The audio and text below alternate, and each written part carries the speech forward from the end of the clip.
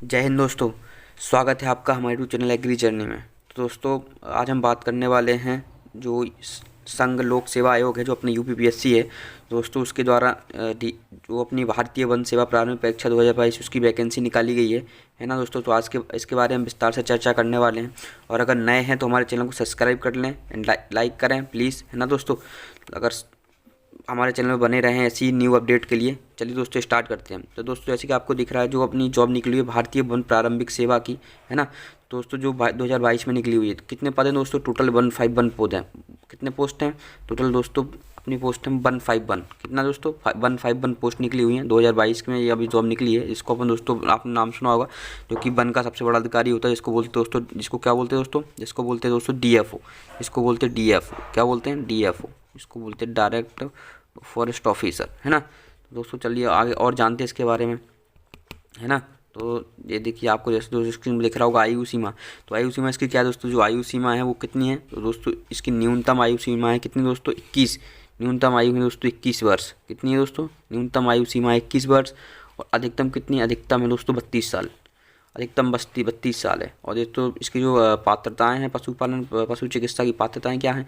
जैसे कि दोस्तों आप लोग को स्क्रीन में दिख रहा होगा कि इसकी जो पात्रताएं की बात की जाए, तो दोस्तों इसकी पात्रताएं देखा, आपको दिख रहा होगा पात्रताएं में आपको दिख रहा होगा पशुपालन पशुपालन पशुपालन पशु चिकित्सा, विज्ञान, वनस्पतिक रसायन विज्ञान, भूविज्ञान, गणितीय, भौतिकी, सांख्यिकी, प्राणी शास्त्र, कृषि वानिकी, इंजीनियरिंग में किसी एक विषय में स्नातक डिग्री होनी चाहिए।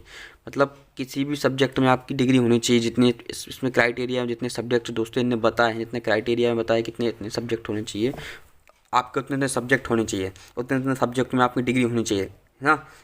बीएससी एग्रीकल्चर हो आपके पास, पशुपालन में कोई डिग्री हो आपकी, स्नातक डिग्री होनी चाहिए, सीधे ग्रेजुएट होना चाहिए, है ना। दोस्तों जानते हैं चयन प्रक्रिया क्या है? तो इसकी दोस्तों जैसे आपको चयन प्रक्रिया में दिख रहा होगा, ये उम्मीदवारों के चयन के लिए प्रारंभिक परीक्षा में बहुविकल्पीय प्रश्न, यानी जो विकल्प वाले प्रश्न परीक्षा में आ रहे हैं। अब 2 प्रश्न पत्र होंगे। देखिए दो पेपर होंगे आपका, है ना। जैसे आपको पता है कि एक प्री होगा आपका, दूसरा आपका क्या होगा? दूसरा आपका मेंस होगा। एक प्री होगा, दूसरा मेंस होगा आपका, है ना। तो आप समझ जाएं कितने कितने नंबर का पेपर होगा? 400 नंबर का। तो जैसे कि आपको ये सब आपको अपनी स्क्रीन पे दिख रहा है कि पेपर कितने नंबर का होगा। तो दोस्तों 400 नंबर का आपका पेपर होगा। यह केवल एक स्क्रीनिंग टेस्ट के रूप में होगा। प्रारंभिक परीक्षा का सामान्य अध्ययन पेपर सेकंड क्वालिफाइंग होगा और इसमें न्यूनतम 33% अंक प्राप्त करना अनिवार्य है। दोनों पेपर 2-2 घंटे के होंगे। दोनों पेपर 2-2 घंटे के होंगे आपके। एक पेपर 2 घंटे का होगा, अगला पेपर भी 2 घंटे का होगा, ठीक है। दोनों पेपर आपके 2-2 घंटे के होंगे। सिलेबस ऑफिशियल वेबसाइट पर उपलब्ध है। ये आपकी दोस्तों, आपको जो वेबसाइट है इसकी दिख रही होगी सामने की, जो www.upsc.online.nic पर इसकी जो आपकी वेबसाइट है, यहाँ से आप फॉर्म फिलअप कर सकते हैं। तो दोस्तों जैसे जानते हैं इसकी आवेदन की अंतिम तिथि क्या है? तो दोस्तों जो इसके फॉर्म है वो दोस्तों आपको पता है 2 फरवरी से डलना स्टार्ट हुए थे। 2 फेब से इसके फॉर्म डलना स्टार्ट हुए थे, जो 22 फेब तक डलेंगे। आपको दिख रहा होगा योग्य उम्मीदवार 22 फरवरी 2022 तक ऑनलाइन माध्यम से परीक्षा का आवेदन कर सकते हैं। आवेदन शुल्क कितना? 100 रुपये, है ना। ये आवेदन शुल्क 100 रुपये है। चलो दोस्तों इसके आवेदन शुल्क के बारे में विस्तार से जानते हैं।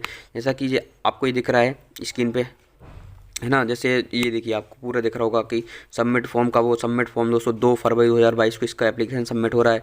इसकी फॉर्म की लास्ट डेट कब है? तो दोस्तों इसकी फॉर्म की जो आपको लास्ट डेट दिख रही होगी वो दिख रही होगी, देखिए 22 फरवरी। अभी भी अपने ने बात की कि इसकी फॉर्म की लास्ट डेट कब है। इसके फॉर्म की 2 फरवरी 2022 इसके फॉर्म की लास्ट डेट है, शाम को 6 बजे, ठीक है। शाम को 6 बजे तक इसकी लास्ट डेट है 2 फरवरी को इसको। और दोस्तों आपको जैसे लास्ट डेट पेमेंट की, लास्ट डेट इसको पेमेंट की आपको स्क्रीन पे साफ साफ दिख रहा होगा कि इसकी जो पेमेंट की लास्ट डेट है वो देखिए 2 फरवरी, है ना। 21 फरवरी इसकी पेमेंट की लास्ट डेट है। और प्री एग्ज़ाम डेट कब है? इसकी प्री एग्ज़ाम डेट है 5 जून को, ठीक है दोस्तों। इसकी प्री एग्ज़ाम डेट है 5 जून को। और यूपीएससी आईएफएससी सिलेक्शन प्रोसेस क्या है? तो इसकी सिलेक्शन प्रोसेस जैसे ये प्राइमरी बेस एग्ज़ाम है, और एक रिटर्न एग्ज़ाम, और फिर मेंस रिटर्न एग्ज़ाम, ठीक है।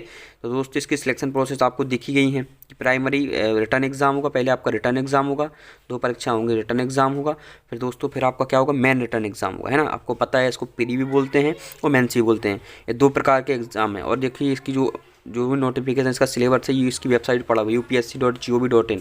तो दोस्तों इसकी लिंक मैं आपको डिस्क्रिप्शन में दे दूंगा, है ना। तो आप इसके चेकआउट कर सकते हैं। चलिए दोस्तों जानते हैं इसमें सिलेबस क्या क्या आ रहा है। तो जैसे कि आपको दोस्तों स्क्रीन पर दिख रहा है कि इसके सिलेबस तो देखिए उसी प्रकार से है कंट्री रेट्स। ये दो सिलेबस भी दो भागों में बटा हुआ है कि इसकी मेंस की प्रोसेस है, ये मेंस की प्रोसेस जो आपका मेंस का रहेगा, है ना। जो आपका मेंस का रहेगा उसमें क्या क्या आ रहा है, देखो आपको स्क्रीन पर दोस्तों इस बारे में दिख रहा होगा कि जो आपका मेंस का पेपर हो रहा है, तो देखिए उसमें 300 नंबर का तो ये आ रहा है, आपको स्क्रीन पर दिख रहा होगा कि 300 नंबर की आपकी जनरल इंग्लिश आ रही है, और दोस्तों 300 नंबर की आपकी सेकंड पेपर में भी जनरल नॉलेज आ रही है। तो पेपर फर्स्ट और सेकंड और थर्ड में आपको पता है एनी टू सब्जेक्ट कोई भी आप अपने हिसाब से चूज़ कर सकते हो, है ना। जो आपके रहे हों सब्जेक्ट वो आप इनमें से चूज़ कर सकते हो। ये दिया हुआ है, इन्हें सेट दिया हुआ है, कोई भी 2 पेपर आप अपने सेट में लगा सकते हो। लेकिन एक बात ध्यान रखना दोस्तों, इनने खुद ये चीज़ मेंशन कर रखी है कि आप 2 सब्जेक्ट चूज़ करोगे, पर जो खुद बताएंगे वो सब्जेक्ट आप चूज़ नहीं करो। आप जो आपके ऑप्शनल सब्जेक्ट कौन कौन से हैं, जैसे आपको स्क्रीन पर दिख रहा है कि आप क्या ऑप्शनल सब्जेक्ट हैं।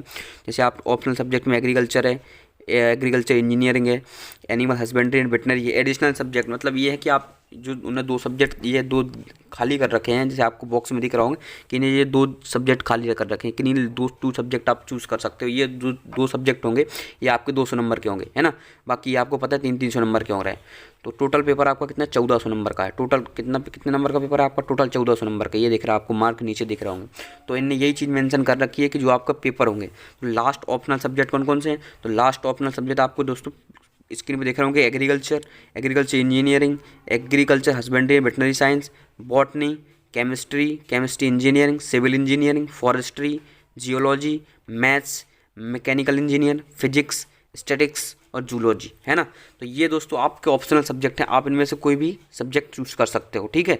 पर इनने ये एक चीज़ और यहाँ मेंशन कर रखी है, provide that the candidates will be not allowed for offer the following combination of subjects. आप ये सब्जेक्ट कॉम्बिनेशन में मिला सकते हो, है ना। उन्होंने ये चीज़ भी मेंशन कर रखी है कि आप जो सब्जेक्ट्स हैं, ये सब्जेक्ट्स आपको 2 सब्जेक्ट चूज़ करने के लिए दिए गए, तो आपको ये ऑप्शन नहीं उन्होंने दे रखा है कि आप एग्रीकल्चर के 2 सब्जेक्ट चूज़ करो। जैसे एग्रीकल्चर इंजीनियरिंग, आप ये सब्जेक्ट बिल्कुल भी चूज़ नहीं कर सकते हो। लिस्ट में आपको ये रखने की बिल्कुल इजाज़त नहीं है। आपको ये भी रखने एग्रीकल्चर एंड एनिमल हस्बेंड्री ये भी नहीं आप रख सकते हो, जैसे वेटनरी साइंस। तो ये आपके ऑप्शनल सब्जेक्ट है, तो आपको उन्होंने खुद मेंशन कर रखा कि आप ये सब्जेक्ट नहीं रख सकते हो। मतलब डबल एग्रीकल्चर के क्षेत्र के आप जैसे एग्रीकल्चर नहीं, आपको ऐसे सेट करना पड़ेगा। जैसे एग्रीकल्चर ले लिया, एग्रीकल्चर के बाद जियोलॉजी ले ली, या एग्रीकल्चर ले लिया मैथ्स ले ली, ऐसे आपको लेना पड़ेगा ना कि एग्रीकल्चर ले लिया और एग्रीकल्चर के बाद इंजीनियरिंग और वेटनरी, तो ये ऐसा नहीं ले सकते आप, है ना। आपको ये भी बताया कि ये भी नहीं रख सकते। एग्रीकल्चर फॉरेस्ट्री भी नहीं ले सकते आप, जैसे आपने एग्रीकल्चर ले लिया फॉरेस्ट्री नहीं, एग्रीकल्चर या केमिस्ट्री ले लो, एग्रीकल्चर या केमिकल इंजीनियरिंग, तो आपको थोड़ी हट के लेना पड़ेगा। ऐसा नहीं है कि आप वही सब्जेक्ट ले सकते हो। जैसे मैथमेटिक्स और स्टैटिक्स, मैथ्स वालों का भी यही है कि आप मैथ और स्टैटिक्स दोनों साथ में नहीं ले सकते।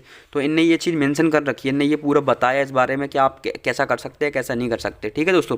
और ये आपका इंटरव्यू 300 नंबर का होगा। इंटरव्यू कितने नंबर का होगा, इंटरव्यू आपका 300 नंबर का होगा, ठीक है। पोस्ट कितनी निकली है दोस्तों, आपको ये ध्यान रखना, पोस्ट तो निकली हुई है 151, है ना। 151 दोस्तों इसकी पोस्ट निकली हुई है।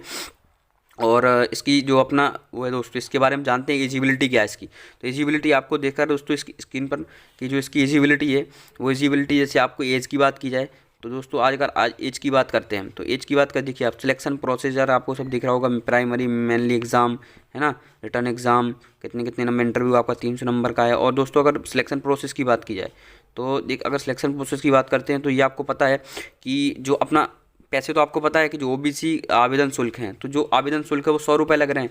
आवेदन कितने लग रहे हैं, आवेदन शुल्क 100 रुपये लग रहे हैं। तो इसी प्रकार से अगर ओबीसी की बात की जाए, तो ओबीसी और जनरल कैटेगरी के लिए, ओबीसी और जनरल कैटेगरी के लिए कितने लग रहे हैं, 100 रुपये लग रहे हैं, ठीक है। कितने रुपये लग रहे हैं, 100 रुपये। ये आवेदन उन्हीं के लिए है, मतलब आवेदन उन्हीं के लिए नहीं है, आवेदन कोई भी कर सकता है।